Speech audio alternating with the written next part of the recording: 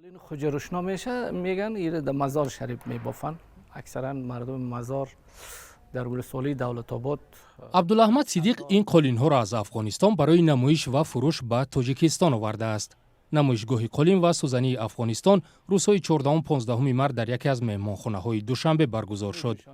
مهمانان نمایشگاه توانستند با صنعت قالین بافی کشور همسایه از نزدیک شناس شوند. اینجا قالینای مزار شریف است در طرف شمال افغانستان، قالینای کابل است، قالینای اقچه است، قالینای فاریاب است.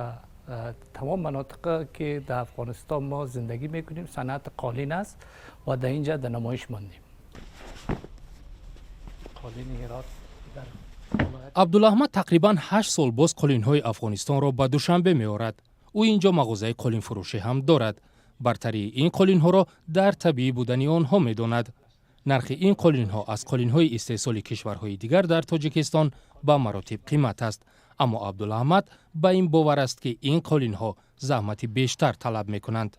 یک قالین 2 به 3 متر حدود 5000 سامانی ارزش دارد. این دستبافت است، تقریبا 3 ماه مدت وقت میگیره.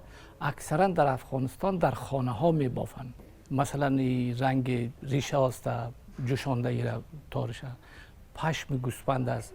و افغانستان خصوصا قالینای افغانستان همین محصولات وطنی خود از حیواناتی که نگاه میکنن، مثلا بره و گوسفند و بز، از همین چیزا محصولاتش در قالین میبافند و رنگایش هم طبیعی است.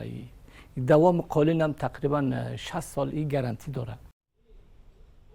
با نمایشگاه اساساً آنها آمدند که درباره قالین های استحصال افغانستان معلومات دارند، از نزدیک دیدند یا جای درباره‌شان شنیدند. عموما قالین های دستی، هنر قالین بافی در جمهوری اسلامی افغانستان، عموما در سرزمین آریایی ها هم در تاجیکستان، در ایران از قدیم بسیار معروف و مشهور بود و به واسطه مردم تاجیک هم با این شناسند و میدونند و خوبی میدونند که چگونه قالین ها در این همسایه کشورها بافته میشن.